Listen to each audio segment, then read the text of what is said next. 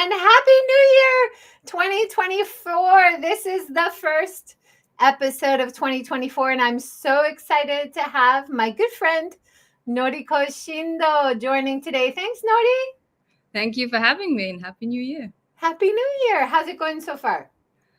It's good. We had a 6-day sprint with both kids at home, so no rest, but it was fun. Yeah. It's funny, isn't it? When the kids are off and then you're kind of looking forward to, oh, it's so great to have them home. And then toward the end of the vacation, you're looking forward to school starting again. Yeah, exactly. Now, Nori, you have been on the show before, Seek Sustainable Japan here, talking about your startups. You did a workshop for me during COVID. Do you remember that? You Yeah, were that was teaching fun. Middle Eastern cooking, and that was so fun. So I've worked with you a few times. We also did like a panel for Women Inspire before we were able to do in person. So thank you so much. You're always being so generous with your time. No, thank you for having me. It's always a pleasure. Now, you have gone from the corporate world, working in banking at Citi, working in sales and management at Amazon, and then launching your own sustainable startup, Ecolocal. And then now, HUE. Now, HUE is a really exciting app we're going to talk more about. How is it just in general, like comparing working for corporate versus a startup, being an entrepreneur versus working as a part of a corporate unit? Are you enjoying it more? Yeah. The short answer is yes. I think the biggest eye opener for me was I'm super risk averse. Like, ask my family, ask my husband especially. I don't actually like to take risks. So I thought corporate life was for me, and I loved it as well. I really enjoyed both companies and the many roles I had. And at one point, I remember saying to my now husband, "Oh my God, this is the best manager, the best role." And this was when I was in Amazon doing internal consulting. So I guess I enjoy wherever I go. But at some point when I did decide to make the switch, I was like, why didn't I do this before? And you can somewhat, you'll probably know as well, but risk is, you can take calculated risk.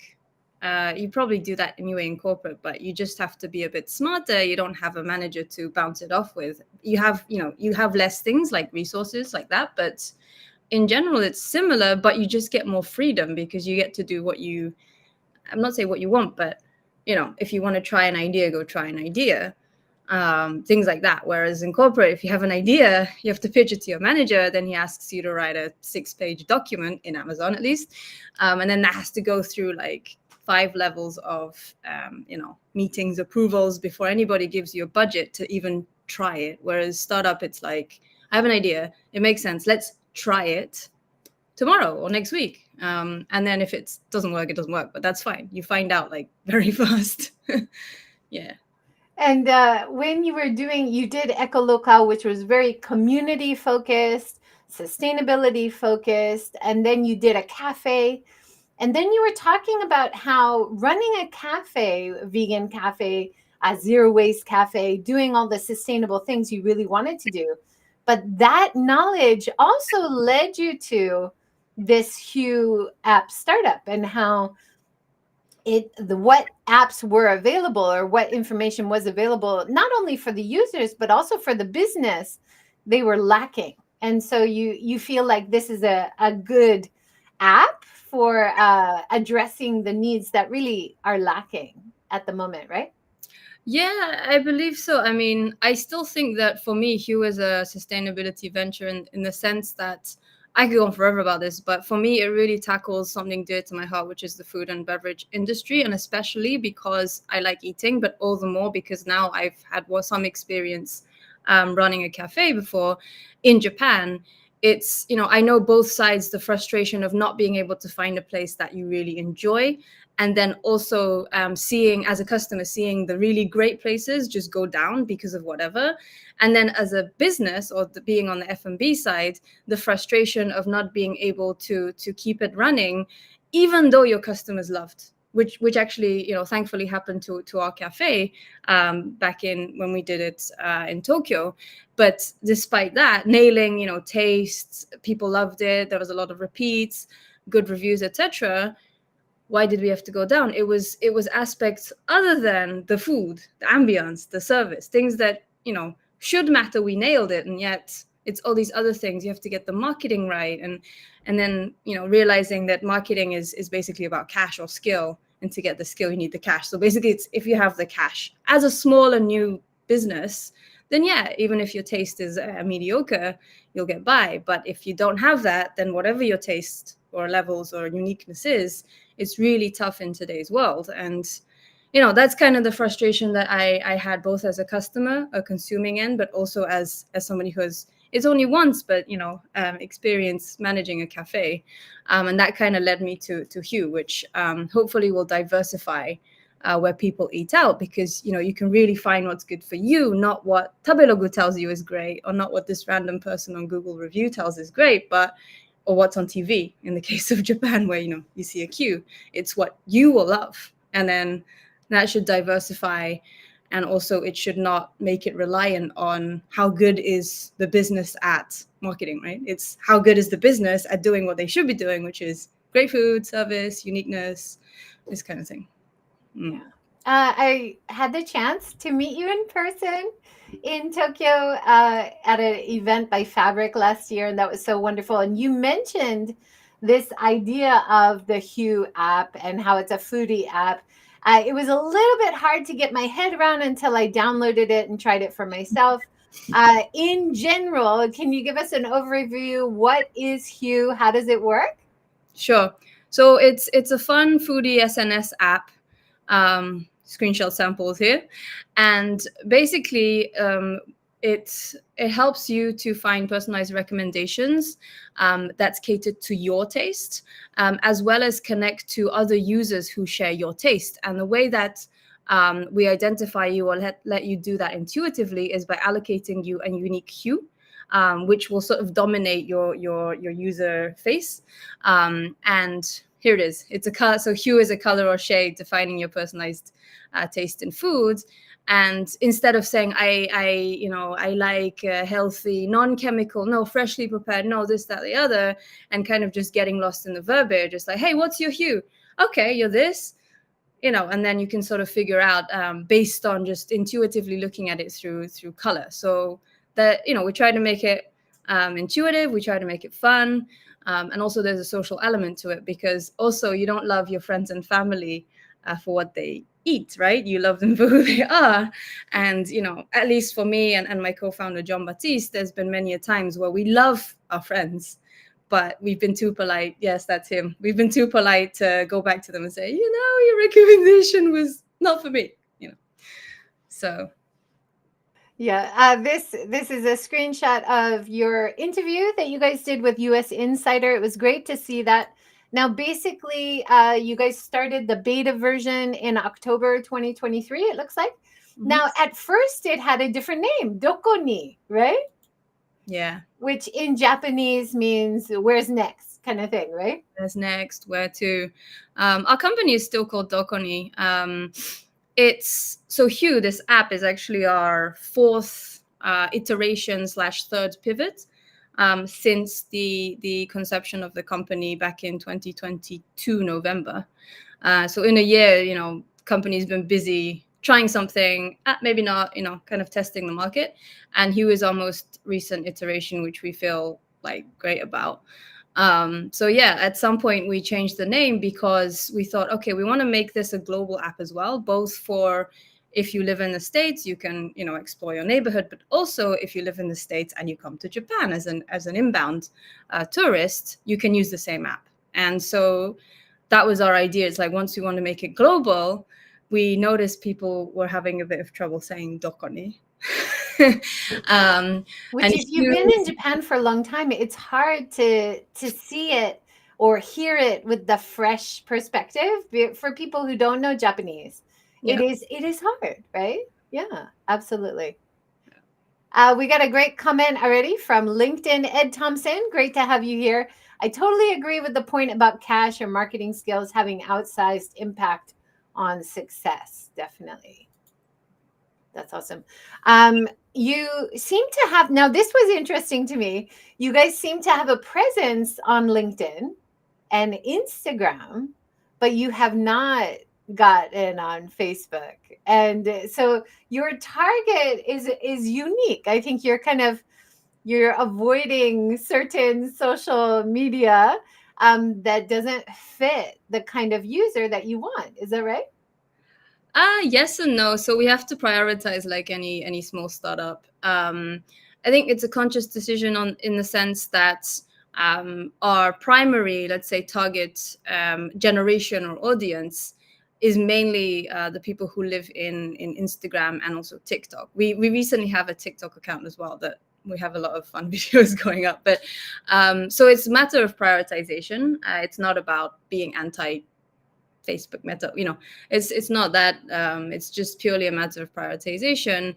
LinkedIn is a bit strategic in the sense that investors also want to be global apps. So if we can connect internationally and kind of build that brand as well. I know that on Facebook we can also do that for Japanese. So it's also important. It's a bit deprioritized for now. But New Year's, I think I need to put more strength in that in Japanese. I know it's something we're lacking.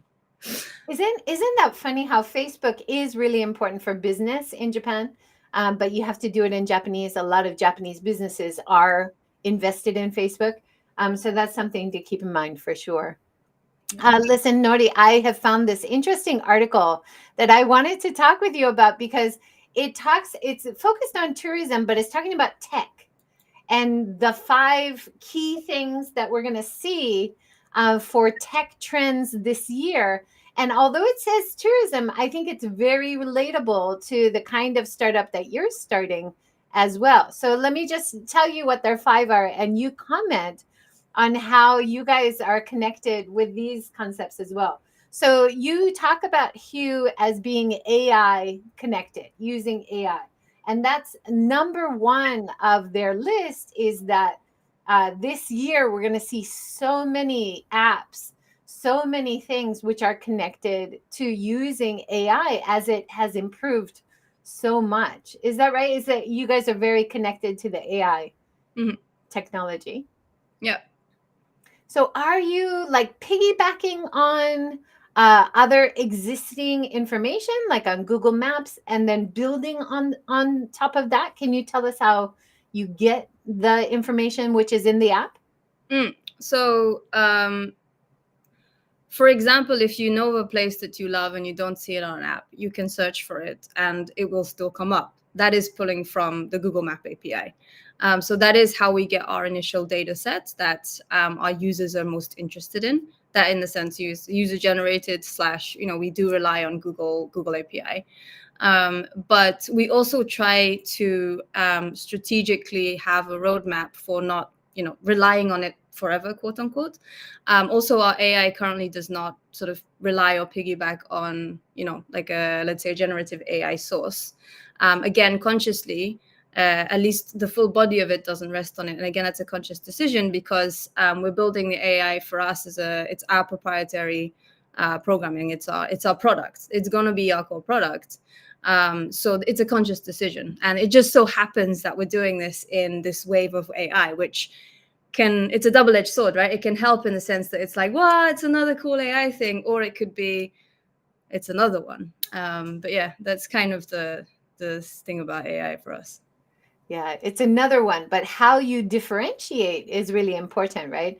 Like I've been following your updates on LinkedIn, for example, you're asking for co-creation artists. So any artists, collaborators, illustrators who want to be part of this, reach out, and maybe your work could be part of the HUE app. I love seeing that co-creation. That's a great community building idea. Another really unique thing, which really bugs me about Google search, even if I make lists, I can't block what comes up on Google. And it often, like you'll search for vegan and it'll come up with yakiniku places. And sorry, that does not, I'm not going to go to a beef barbecue place. No, thank you. Right. So being able to block certain chains, like you mentioned, the golden arches here, that would really suit me. And I'm sure a lot of people have certain chains that just don't suit their way of life, right? Yeah, it's actually been refreshing and encouraging, because for me, I'm not anti-chain, but supporting the unique ones. It's been encouraging and refreshing to see that a lot of users are actually using this feature, especially so you can choose, I don't want to see this store, or I don't want to see this chain. And actually a lot of people are using, I don't want to see this chain. So it's very refreshing to see that. Yeah. And it'll be more value for the user, but it'll also, like you were talking about before, it's more value for the business that is trying to do something different, trying to stand out for being more sustainable. And usually they're lumped in with other businesses that are not, right? So for the business side as well, to be able to stand out with more appeal as why they exist, right? Yeah, And exactly. that was why you started the cafe, wasn't it? To kind of to fill a need that was in the community, but also to really stand out from what the usual eateries or places are, right? Yeah, exactly. And it was a vegan slash zero waste or low waste cafe. Even as a cafe, we tried to really minimize the waste in terms of, plastic, single waste, single use, and like bio waste. We weren't perfect, but I think we did pretty well. And yeah, I think like it's always been a thing of mine to try to do something if there's not it's not there. Like my very first entrepreneurial stint is not a business, but the Vegino website, which was a free vegan website, was also out of the fact that back in 2018 people thought that veganism was a cult, and that people thought I got brainwashed from studying overseas. But the frustration was there for me, because I knew that globally it's not recognized as a cult or a religion or something weird. Even if most people don't adopt that diet, they at least know, no, it's just another choice. So yeah.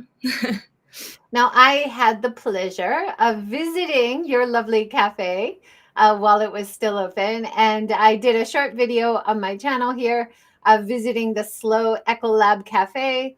Also talking with you and Helene, the co-founders of the cafe, but also Ecolocal app. Now, what you guys were doing, which really impressed me, was building community as well as running a cafe.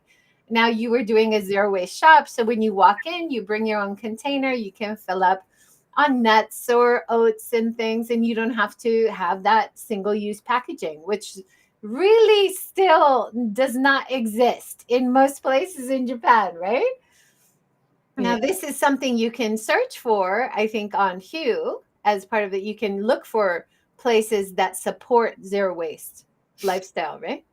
On HUE, we don't support that as of yet. The reason is because right now we're focusing on where you can eat out. So it's not ecolocal. The difference between ecolocal and HUE in that sense, they both have map functions, but ecolocal is more like where you can go for groceries. And yes, it also had restaurants and cafes, because we wanted to point out where there was, vegan or vegetarian options. But for the most part, it's like, how do you get around your day-to-day grocery shopping slash, in some cases, like chocolate fair trade. But with HUE, the difference is ultimately we want to focus on every aspect of your eating. So it could be buying chocolates and groceries at some point.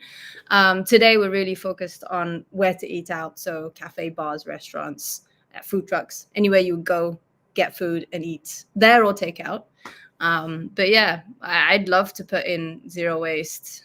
We are starting to slowly put in or label places that we are confident that do very sustainable sourcing, like organic, local, this kind of thing. And yeah, I do want to expand on that as well. Yeah, shout out to Kisa Saiki in Hiroshima, who I have put in my HUE list. If anyone's interested, I am using HUE. And they are a eatery, and they have renovated an old Kisaten, an old coffee shop, which is another sustainable feature. They have vegan food alongside a wider menu. but they also are the only zero waste shop we have in Hiroshima. So in that way, that sustainable focus, right, has widened the net. And I bet that reminded me of Ecolocal, because your cafe, it was a vegan cafe, but inside the cafe, you were reusing old materials. I sat at a table that was a reused old door. That was the table. I mean, it was just such a brilliant design. And you see a lot of that in other sustainability focused cafes and eateries. I'm sure you're going to see a lot of like more ideas than just one in each place, right? Yeah, yeah, that's the idea. By the way, I've been to the Psyche. Kisa Psyche, yeah. Yeah, I think you recommended it. So when we were there, we actually visited. It was a very nice place. Yeah. That's awesome. Yeah, so maybe that would be another hashtag search function. Is it a reused building? Right? Are they making use of waste in some way? Like that's a real trend keyword that we're starting to see in more sustainable businesses, right? Wouldn't Yeah, that be fun to be able to search for like old traditional Minka, Kominka houses you could go and eat in, yeah. like developing it that way? Also, you can, as of today, you can also create hashtags. So if you don't see anything and we already have a very strong interest in this, then you can create your own hashtag, because then you can pull up by hashtag as well. Ideally we want to make it more of a stringent function, but the hashtags actually help us to prioritize as well what people are interested in. So just hint, the more people create maybe niche or interesting hashtags could be a future feature or something. That's cool. Lord Crunk on YouTube has said, sounds like a cool app. My icon would be green. Now, actually, you can't choose your color, can you? No, No, yeah. we had one user ask to change their color. So your color is like AI generated by your input, right? Yeah. So right now you go through an onboarding process, kind of similar to Spotify, or we took the inspiration from other music apps, so Apple Music. And with that initial input, we do give you like an initial hue, which yes, you cannot change. And the idea is, like, your taste will evolve over time, as will our AI. The color is not set forever, so you may see it change a little. You may see that it sort of shifts. But we think that that's another interesting aspect, because your taste or preferences is not really going to remain the same over time either. Exactly. Like as you explore more places that are available, your color is probably changing because your preferences are starting to change, right? People are changeable, just like apps. We need updates and reboots, I've noticed. Now, going back to this top five list, the second top trend they see, and this is not a sustainability focused website, this is tourismreview.com, and they say the second one is GreenTech.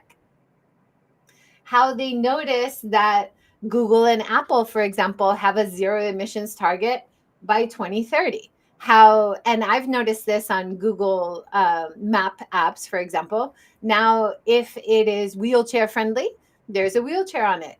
They're starting to show which businesses are more sustainable. You see this on booking.com, right? With the leaf icon. Are they doing something which is more sustainable there? So you, as a founder, you have this embedded passion for focusing and encouraging more sustainable businesses. So you're right there at the green tech, right? You hit it.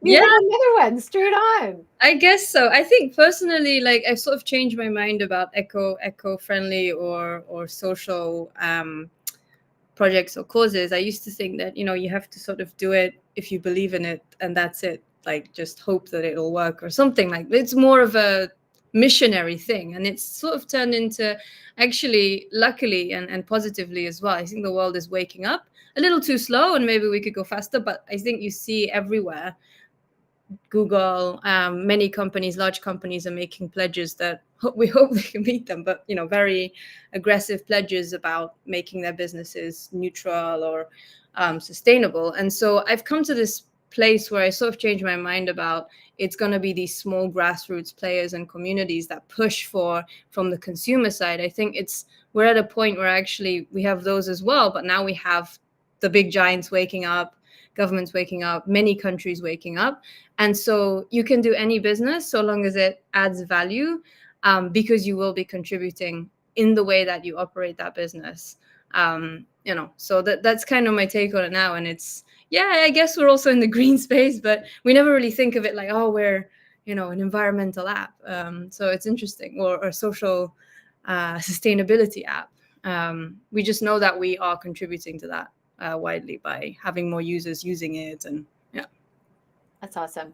One collaborator I would love to see you guys work on a project, maybe to sync your data in Japan and around the world, is MyMizu. Wouldn't it be great for you to also, because it often goes together with great eateries, where can I fill up my bottle for free with clean, safe water to drink? MyMizu has done a great job, and it's very sustainable, and that would suit your app. Am I giving something away? Is this something you've already talked about? No, actually, if Robin ever watches this, be great to yeah, I'm sure there's details about data and whatnot, but yeah, if it's like powered by MyMizu spots or something, for sure that'd be great. And it also helps the aspect of us wanting to support the tourism industries as well, because again, I see at least a lot more tourists walking around with their own bottles, which indicates to me that they need to know where to refill them. Yeah, absolutely. And I have that's one of the bees in my bonnet when I do tours and guide consulting and destination consulting. I always suggest MyMizu because it's a free way for these businesses to get people to come, to seek them out to refill their bottles. And you're bringing in new customers, and you're reducing waste in your area, which is such a burden. There's so many wins on that. But I'm going to be talking about HUE as well when I do destination consulting, right? Thank you so much. That'd be awesome. Better for everybody, these kinds of things. It really helps. So that reduce of emissions for the big green tech, all the collaborations we're starting to see. Number 3 on this list was 5G. How 5G is making everything faster. Now, there's not as much 5G in Japan, but it is set to come. Have you heard anything about this? Are we improving our network in Japan, making it easier to use apps? Yeah, I've heard both, and I don't know if it's because of I don't know, the connections or the community that I'm more involved in is most people that I know are sort of against or on the edge of having more radioactive signals, the stronger ones, that's actually going to become our main part of the infrastructure.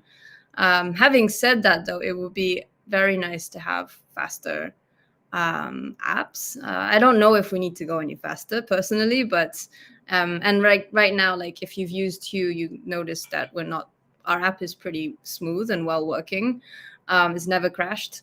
So for us as a company, and also for me personally, not really sure that we really need that, but I do know that it does help certain industries, medical, like there's other places that I think already could benefit, already are benefiting from, but I'm not too sure if the whole society needs 5G as like a default infrastructure.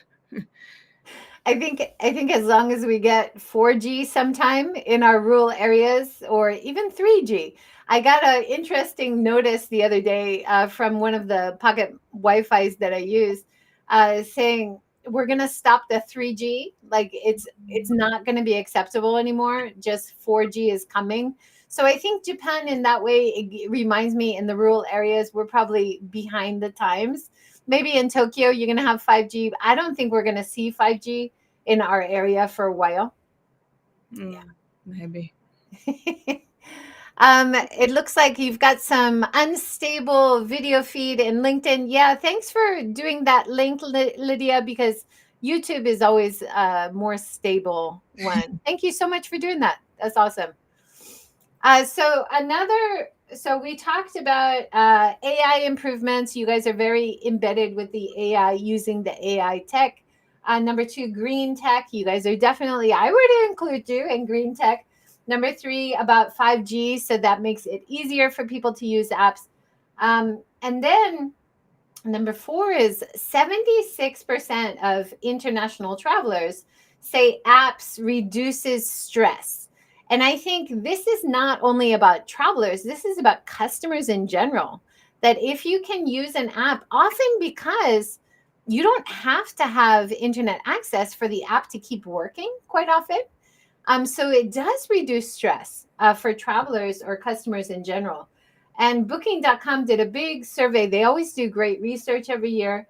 60% of their people surveyed want to use a travel app that promotes sustainable tourism and sustainable businesses. So although that's very travel centric, like that survey, I think we can widen that result and say that customers in general, especially after COVID, there seems to be more interest, more enthusiasm to having a lighter footprint, to promoting and supporting smaller businesses. Now, this is really embedded kind of in your core philosophy for HUE, isn't it? Yeah, it certainly is. And it's encouraging to hear these stats because we hypothesized that that's not going to be the case for example, certain countries like Japan, but maybe not. I do actually recall that, back in 2018 when I was preaching veganism, right, and one of the effects being a lighter environmental impact or footprint, everyone was like, what, are you crazy? And now what's again encouraging is that I have talked to many Japanese people who are not internationally, in the sense that they don't speak English, they've never lived abroad, whatever, just very sort of Japanese people, local people who've lived there and grown up here, saying, I don't cook meat at home anymore to reduce meat consumption, primarily for the environment and somewhat for health, or for some people it's the other way around. But just to hear people say that as a reason, I'm just like, okay, Japan is also, not an exception. And it's very encouraging. When they eat out, I think they eat anything for most of these people. But just to say, like, I've reduced the bulk of my meat consumption or dairy or both, and the reasons being because they're more aware. Just great. Let's talk about that for a minute, because that's always confusing to me. Like, if I choose organic at the grocery store, I expect to pay more. But I'm often behind people at the grocery store. My basket is full of vegetables and tofu and, like basic survival healthy food. The person in front of me has processed food and meat, and I'm paying more for what I'm buying. What is happening, right? So I really think in the next few years, we're going to see prices of meat and things which are not sustainable, things which use a lot of plastic packaging. We're going to see prices going up, hopefully, and healthy things like locally grown vegetables, organic vegetables, going to come down a little bit. I mean, that's my hope. But I think the consumer is starting to notice the need for this. And when the consumer wants that more, we should start to see more price parity. What's your take on that? I think actually, despite what consumers want to prefer, it's interesting for me because globally and economically, anyways, the processed food, the price I think will go up because, and especially animal products, even if the animals are raised in Japan, because I think 90% plus of the feed that the animals are fed in Japan, they actually come from overseas. And so the freight fees, the rise in petrol, we have two wars going on, or at least two, and also the rise in grains, like all the rise in the raw ingredients directly will impact the cost of raising these animals, even if they're all koksan and all the meats are grown in Japan. they're gonna have to raise their prices, even if they're subsidized from the government. I don't think it's gonna be enough, and the government doesn't have enough money to top up the subsidization because the costs went up. So interestingly, despite what people want, and this happened with eggs as well recently, right? So animal products the prices are gonna increase. And I think the similar things will happen with processed foods, because a lot of processed foods have oils, the corn, the soy-based flours or powders and things like that, along with meats, all of which, to my understanding, or many of which are actually imported, even if it's a Japanese brand and manufacturer and everything is made in the Japanese factory. And so despite it's got nothing to do with plastic, it's probably got nothing to do with consumer choices, but happy for me, actually, these things, I think the prices go up. Vegetables also, it's difficult, I think, because a lot of the chemicals, the fertilizers, the whatever that is required to grow non-organic, unfortunately, that's the same thing. A lot of it is imported.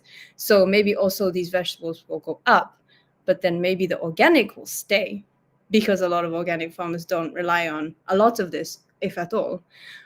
So I think it'll slowly, the prices will move.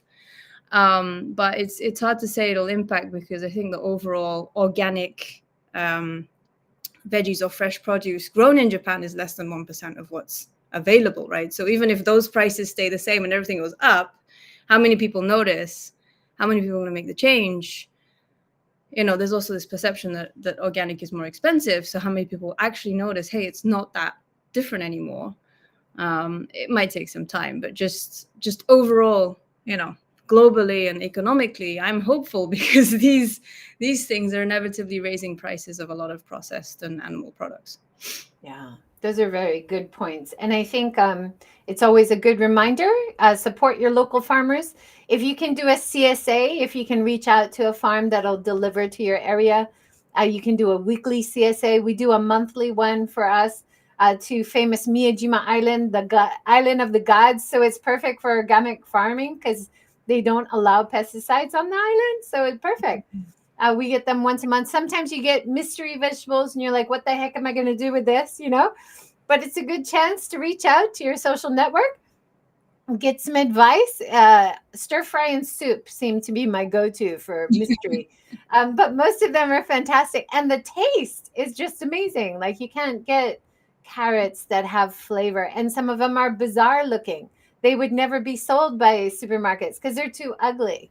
But they are so delicious and healthy, right? So there's a lot of complicated problems with our current food infrastructure, and the fact that the number of farmers in Japan is just on a nosedive, really is a good reason to support your local farms, right? Mm-hmm. All right, continuing on this list, the number 5 is tech collaborations and integrations, mergers between big tech companies. Of course, they would have more profits, but they're sharing the tech instead of having to reinvent everything from scratch. Do you guys do you collaborate with other tech companies? Are you promoting other tech? How do you get your IT people? There's a big shortage in Japan to manage your app, right? There's a big grin on my face, because so many people are surprised when I say that we just have one person doing everything for the tech. He's very talented. He's our CEO and also my co-founder. So I'm not a tech person. I don't actually understand or appreciate the full breadth of his skills. But from the little that I do understand, I think he has exceptional skill and talent as an engineer. He does have a lot of experience. He is also a serial entrepreneur and has been building stuff. So, he's the one behind creating our proprietary algorithm, the app, and, this guy, yes. The app literally went from whiteboard ideation to beta launch in 3 to 4 weeks, which when I say it to other people, they're like, what the heck? So I understand that he has very exceptional skill, talent in this area. And currently that he is our only engineer managing basically everything. and that's kind of how it is. We've been lucky. I've also been very lucky to work with him because it's super fun when you can just talk about something, prioritize an idea, and it just, you see it in the app like next day or some things next week. So it's been fun as well as a journey to do this together. Hiring more people, we have discussed every now and again, is probably going to be challenging. But I think, like my brother-in-law is an Israeli engineer in Israel. I have a few contacts in US, and everybody says the same. It's not just hiring engineers in Japan is tough. It's like globally, it's going to be a challenge once we get to the point of needing to hire more. For now, that's not the biggest problem on our plate. So thankfully, we don't worry about it. But yeah, and in terms of collaboration, I think our current one is just Google Maps. I don't think they see us as a collaboration. We're just using their available API. But yeah, we have talked and talked with other existing companies, not so much large giants. We've talked with like another startup that's a rising startup or a unicorn in the States. And this artist collaboration that you mentioned earlier, while if we were to partner with, the counterpart would not be a tech startup. It is a startup that specializes in supporting certain kinds of artists. So we do try to get collaborations across because, as you also know, it's good for visibility as well and trying to get our name out there. But also we don't have to reinvent everything when we only have one engineer. Yeah. Wow, amazing. So you just started a few months ago. You just launched it. Where are you now in terms of users, and where do you see yourself at the end of 2024? That's a big question. So yeah, we launched beta in mid-October. We launched fully in mid-November. And I think in the first 2 weeks, we surpassed our first 1,000 users. And right now, I haven't looked at it in the past week. I'm still on New Year's. But I do know that I sent an email out to our community saying that we've got about 5,500 spots HUEd by the community. So across the world, and across, like, I counted 18 countries and 3 continents, maybe. So that's impressive because basically all of that has been HUEd by the users, not us. So that's kind of where we're at. We have about a few hundreds top lists, so top 5 lists. And yeah, I didn't count anything else in terms of like reviews and stuff, but interestingly, we've had a lot of people really, HUEing their places and going back to them and things like that. So encouraging start. And then 2024, our big, it's hard to say like what we hear, but our big goal for this year is starting to get paying customers. So we don't really see this as, hey, everybody has to pay a subscription to use it kind of an app. So it's probably going to come from, can we get people to start getting value out of our algorithm from the business side, for example. But that's going to be our key focus and challenge. And hopefully by the end of, or not hopefully, by the end of 2024, we will have paying customers that will help us to keep on going. Are you looking for corporate sponsors? Are you looking for backing still? We are about to start our seed funding, and we are open to whoever is interested to talk, of course.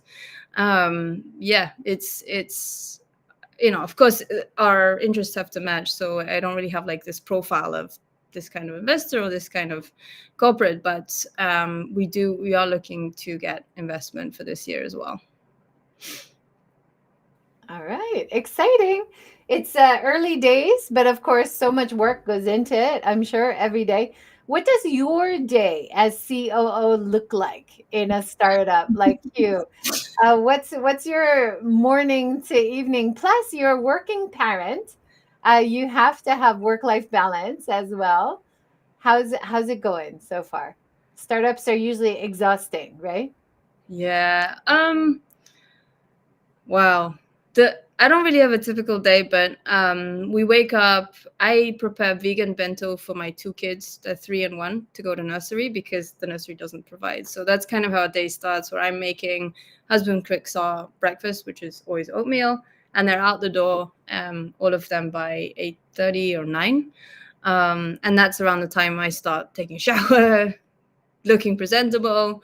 And if it's a work from home day, then I'll just start my day at 9:30 or 10, and kind of just go on until either I pick up at whatever 5:30 or 6, and then I have like this. It's people who have worked with me now know that I have like a blackout time from, let's say, 5:30 to 8:30, where you can call me or you can text me, but there's no response. I'm just not going to bother, just because I'm with the kids. And it's, for me, it's not so much about being present. Of course I try to stay present, but it's just chaos. Like if you if you have a 3-year-old and a 1-year-old, and we have a dog, so we have like this zoo. They're all chasing each other.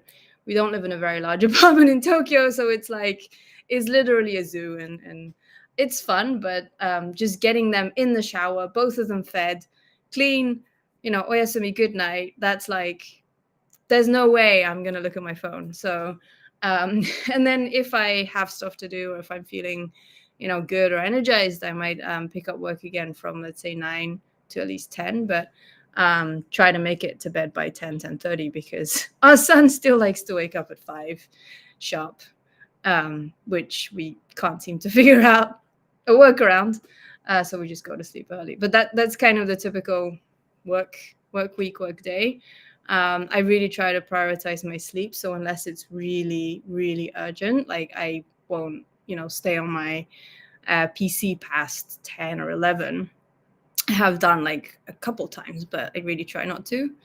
And weekends, again, ideally I want to fit some work in, but it really depends on the two of them sleeping at the same time, which it doesn't happen a lot. But when it does happen, it's like an hour or two of focus work. But yeah, I try to focus only on week days. I'm hearing a few key points there in terms of making the work-life balance work. You have a very supportive partner, right? So you got to choose your partners well, folks. Also, having your own limits, right? Having blackout times, like you talked about, those are really key. Having that structure. So, compared to working in corporate, it sounds like maybe startup suits you better in terms of a working parent. Is that right?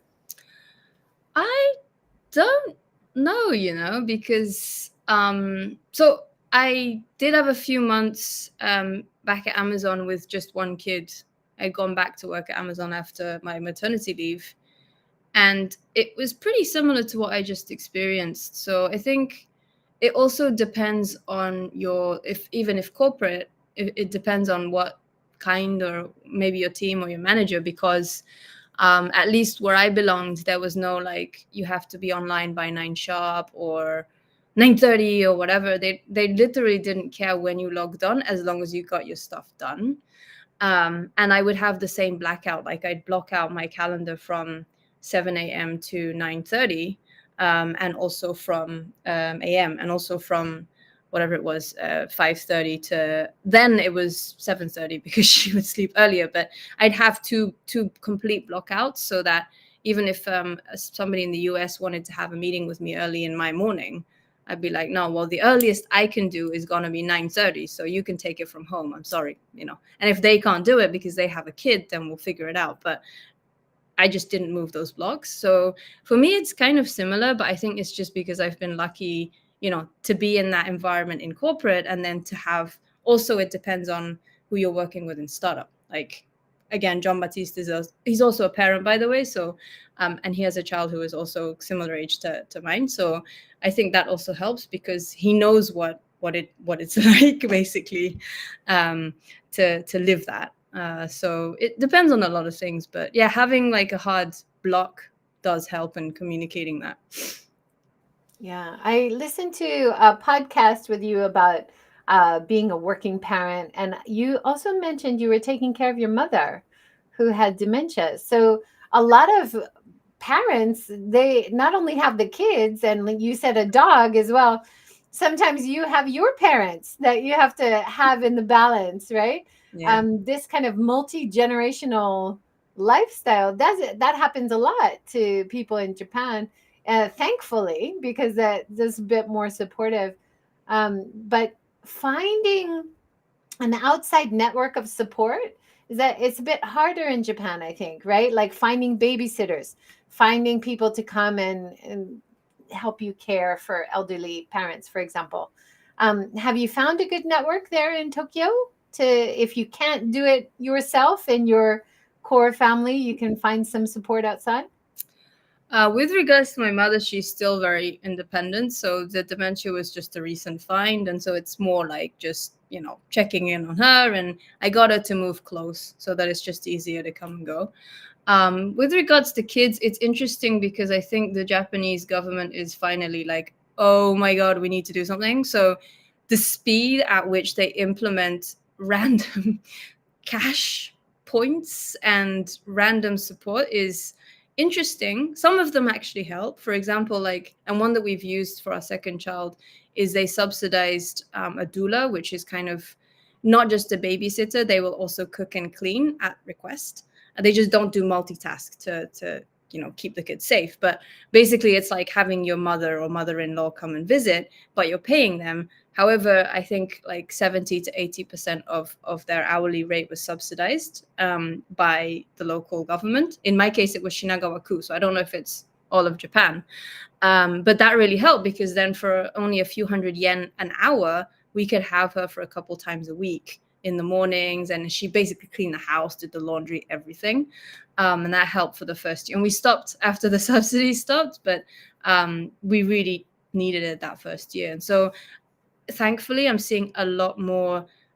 Seems a bit random, and I'm sure it'll sort of come together. But I think Tokyo and Japan is coming to this point where they're like, we just need to really get like stuff going, because if parents don't see that their support, it's just our country's not going to have enough kids. And maybe you heard that there's been, I think, a legislation passed, or maybe an agreement at least, that if you have 3 kids, which to me is a lot, but then your kids can get free university for public universities in Japan. Like that's also huge, given that universities are already suffering a bit financially, right? So I see a lot of encouraging things going on. Yeah. Oh, I think a lot of us listening to that just now are like, time to adopt that third kid, get the university free, right? Why not? Adoption is always good. Business Success Japan on YouTube, thanks for joining, says, excited to hear founders prioritizing sleep. Yay. Limousine, great to see you here. International accent, US, UK, French. Wow. Yeah, Nori, you lived in the UK, you lived in America as well, working, and then back in Japan, right? I didn't actually live in US to work. I grew up in New York when I didn't remember, so I don't count that per se. But I did work in Citigroup, so I guess I had a lot of American colleagues. And then I grew up in the US from whatever my early days until I was like 14, I guess. So it's a mishmash. So, have you ever thought? I mean, I think one of the you were talking about being risk averse, but launching into different startups like you've done in your career. And then living in Tokyo is, of course, more expensive than living outside of Tokyo. But you've maybe found a better balance with being around other people you want to collaborate with, being where everything is happening in Japan, in the center of business in Tokyo. But you have higher costs. I'm sure that was a concern. Did you ever consider moving to a smaller city in Japan, or you're Tokyo forever? That's a good question, because we didn't really consciously, say Tokyo or not. I think it was organic in the sense that after getting my MBA in 2017, I came back to Japan, and because I got my job at Amazon. So and we didn't have remote working at the time, so I was just, Tokyo was natural for me. My mother lived in Kawasaki, which is also relatively close to Tokyo, and so I came here. And then my now husband is somebody I met at MBA, and for the first year he was living in his own country, but then he joined me in 2018, and just naturally felt that, you know, I'm still working at Amazon, so we start our life in Tokyo. At some point we did discuss, like, you know, should we go to Tokushima? I'm from Tokushima, you know, because now with a lot of remote work and everything, it's you can live anywhere. But for us, I think when I pointed that out to him a couple of times, or even Nagano, which he shot down because he's from Israel, so he can't bear the cold. So he's like, I can't live in Nagano, I'll just freeze. So yeah, we have talked about it a couple of times, but I think ultimately one thing he keeps mentioning is that I think for him it just feels a bit far to live outside of Tokyo, because if he wants to go back home or if he wants to travel internationally, not all cities, but many places, you'd have to do one domestic leg or a couple domestic legs to get to, you know, one of the international airports, and then go to, for example, Israel. And only recently do we have a direct flight. So back in the day when we had these discussions, it was going to be like, if we lived in Tokushima, you have to go Tokushima, I don't know, Haneda, and then Haneda to wherever stop transit country, like Turkey, and then go to Israel. And that would be like, oh my God. That's such an important point, how accessible to your international family, your international community you are as well, right? Tokushima, you could live in Kamikatsu, the zero waste capital of Japan. I would love to see you guys set up there. Anyway, last 5 minutes. Let's talk your HUE pitch for everyone. Why should they sign up? Why should people be interested in HUE? Go, Noriko. Thank you. We just want to take the guesswork out of existing platforms. If you're screenshotting Instagram, if you're screenshotting Google Maps, and, you know, have all these random places bookmarked in your phone that you never go back to, HUE is for you, because you get personalized recommendations. You can save, you know, all the places you want to go to and also where you love as a HUE. And you can expand your taste by connecting with, of course, our recommendations, but also with users of similar taste preference. And we've got a lot of good feedback on the fact that our recommendations seem to be hitting the spot. And also the fact that when users connect to other users, they seem to also be happy about the suggestions or the color. So it really seems to be helping. And so if you want to just find a place that you're going to enjoy next without getting any disappointment, this is for you. Awesome. And I love the personalization, like we talked about earlier, right? You can block certain chains. You can really personalize your preferences. And yeah, it stands out really from what is readily available. So I would recommend people to go and find your HUE and check it out. Thank you. Thanks, everyone, for joining. Thank you so much, Nori, for joining once again. Yeah. So excited to talk to you about another startup that you're starting and your work-life balance. That was really fun to talk about as well. So thank you so much. Thank you so much for hosting. And being my first talk of 2024. What an honor. Thank you. Yeah, likewise. Thank you so much. Thanks, everyone, for joining. Take care. See you next time.